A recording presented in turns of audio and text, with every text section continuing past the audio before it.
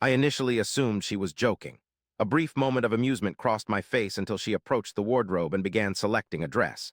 My stomach sank at this point as it dawned on me that she wasn't jesting.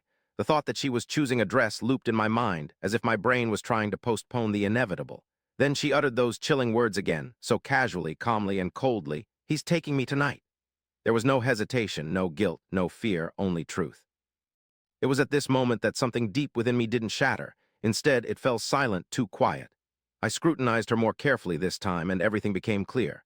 The late-night texts, the work calls, the absence of inquiries about my day, she hadn't fallen out of love, she had replaced it. Who was she talking about? I asked, maintaining a steady voice. Without blinking, she turned to face me and revealed his name. Remarkably, I remained composed on the outside, but internally, something shifted, because I knew him, not just knew him, but trusted him. He had been in our home. Sat at our table, sipped from my glass as he made his move on my wife. You'd think fury would erupt, a fight perhaps.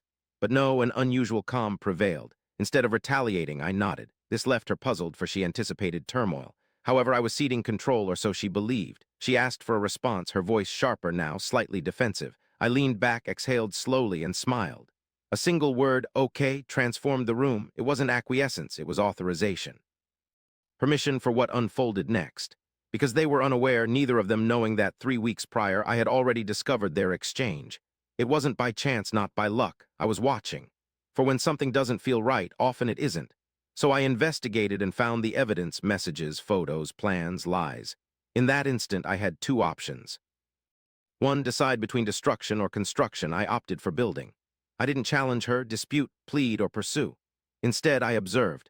I documented. Every call, log, bank transfer, every "I miss you" that wasn't intended for me was meticulously compiled, forming a chronology so flawless it couldn't be refuted. In the living room, she hastily zipped up her dress, grabbed her bag, and departed without hesitation or looking back, as if I were already absent. Moments before she reached the door, I spoke. "Don't be late."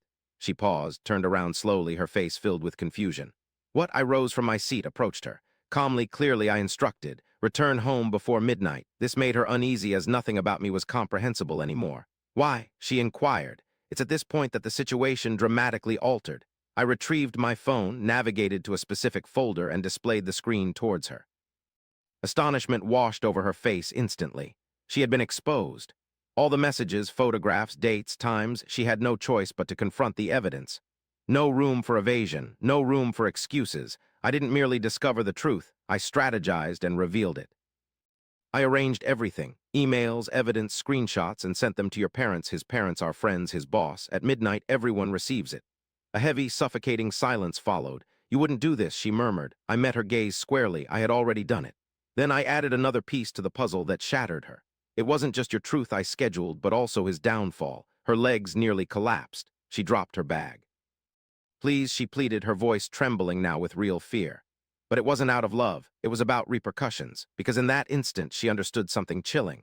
She believed she was leaving with him, but what awaited her was the worst night of her life. She didn't leave anymore. Couldn't, because suddenly that night wasn't about him. It was about damage control. And me. I had already departed, not physically, but emotionally and mentally, completely. Because when you pick someone else, you lose me. I don't strive for attention. I don't vie for loyalty. I substitute with stillness, with space, with honesty. And as I observed her crumble, it struck me. I no longer felt rage. I was finished. Some believe deceit centers around infidelity, yet true betrayal lies in presuming there will be no repercussions.